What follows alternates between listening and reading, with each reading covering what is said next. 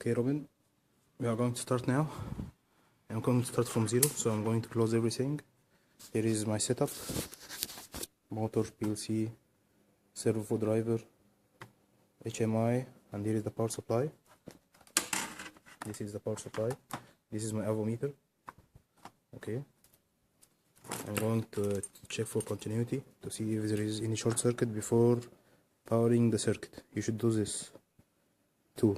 Okay, so to do so, you have to check between the positive and negative of the power supply, which is connected anywhere in the circuit, like L negative and L positive. Here.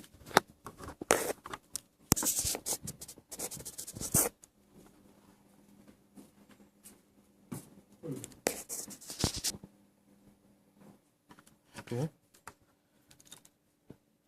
I'm using only one hand, so it is gonna be so hard for me. Here I'm going to check if the ever works. Yes, it works. Here's the sound. So I'm going to check if L1 and L2 got any short circuit. Okay, there is some resistance, but it's okay. Some resistance between L1 and L2, or between the positive and the negative of the power supply. Here, V positive and V negative. Okay, here there is no short circuit. And to be sure, so we won't burn out any PLC output, we are going to use to check if the L negative is connected with any outputs of the PLC. Okay, here is the L negative.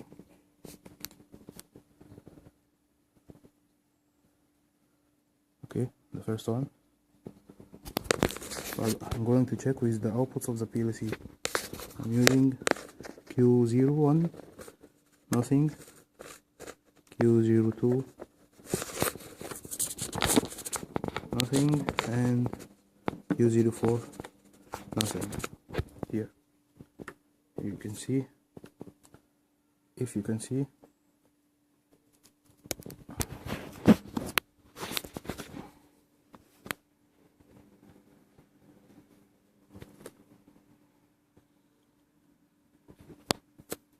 I'm checking between the L negative and every output of the PLC. Okay, I'm using 1, 2, and 4. For you, we are going to place 4 in 3. Okay, and it's gonna work.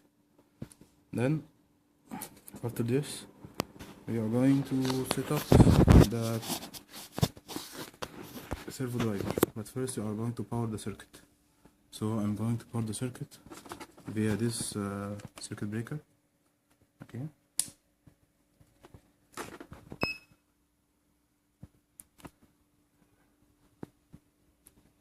here is the HMI starting up. Okay, everything is fine. So I'm going to set factory default the servo driver. How we are going to do this? So we are going to select function 3 first, function 1, 2, 3. When we press on M, we select the functions. So we're going to select function 1, 2, 3, set, then D00, set. We are going to write here 1, save, then 10, then save. Okay, I'm going to write 1, but to do so, to enter, we have to press set. Now it's blinking, it's gonna be setted. Increase to 1, keep pressing until this small round LED blinks. You see it? Now is it saved? Then press function to go to the next digit, increase, save it to 10, and press setting, keep pressing save so it is press to 10, save to 10, and exit. Keep pressing the M menu button to exit. Now it's okay. Now this servo driver is default set it, factory default set it. If you tried to test my program, it won't work.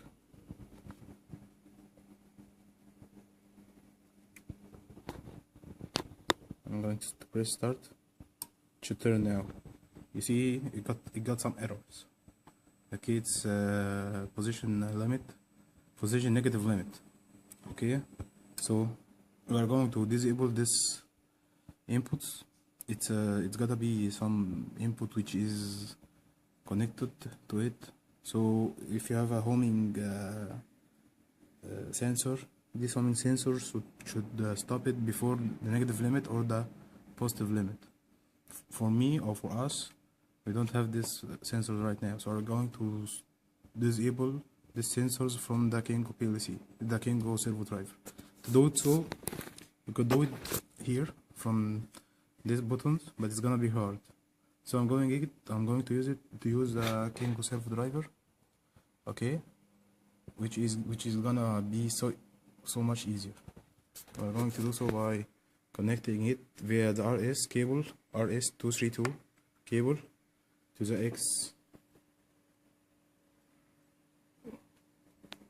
X5 port. You see it?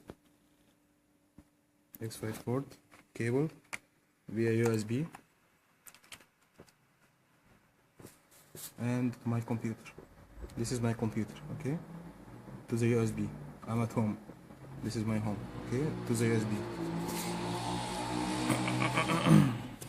So to do so, first of all, you are going, after connecting, we are going to check if it is connected or not from this button. See this button?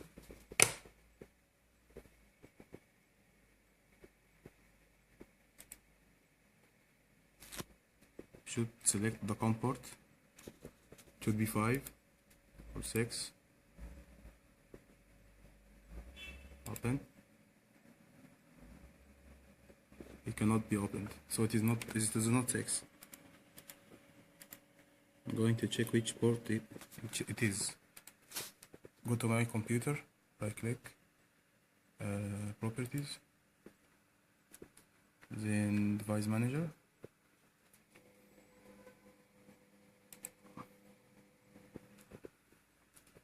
ports and pins, COM LPT port. It is COM 6. It is COM 6. Okay. From ports it is COM 6. Okay. Now, if you connect it here, I'm going to unplug, plug again. Okay. Reopen the servo driver, the kinco servo here. Okay.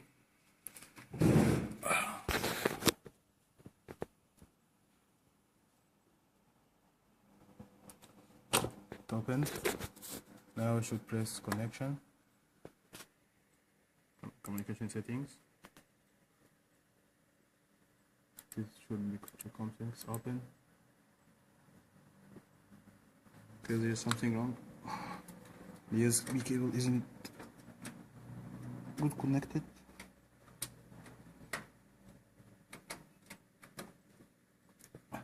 One minute, I'm going to check what is wrong and come back. Okay, all I had to do is just remove the USB and plug it again. It wasn't good, plugged very well. So I'm going to press the open, and you can find here it's green. It means here it's green. It means it is connected. Now we are going to select motor. Sorry, drivers. Okay. Control models. Pulse mode. and we're going to write here, you see here in the gear factor 0, gear factor 0, we're going to write 100. In the gear divider I'm going to write 36. Okay, and close it. And in the input outputs we are going to disable some inputs, okay, like position limit positive. We are going to disable it, you see, position limit positive, disable it from here. Negative, home signal, KVI off, operation mode selection. We don't have all these outputs from the PLC. Reset errors we are going to leave it for now, okay. And in the output from the digital outputs from the kinco driver, we don't need any outputs. We didn't use this until now, so I'm going to disable all except radio. Okay, in the reset errors I'm going to simulate it's okay with that we are giving it the signal. Okay, this is to reset the errors. After this you are going to close, okay, and try running the motor. Just enter anything in the free run section, select speed. I'm going to select 10, okay, and it doesn't matter clockwise or counterclockwise. I'm going to select clockwise, okay, then I'm going to select free run. You see it's running right now. For this program I'm going to, this is only all what I have done for now. Until now it's only a simulation program. I'm going to explain it later, but for now just this is to calibrate your kinco driver. Okay, bye bye.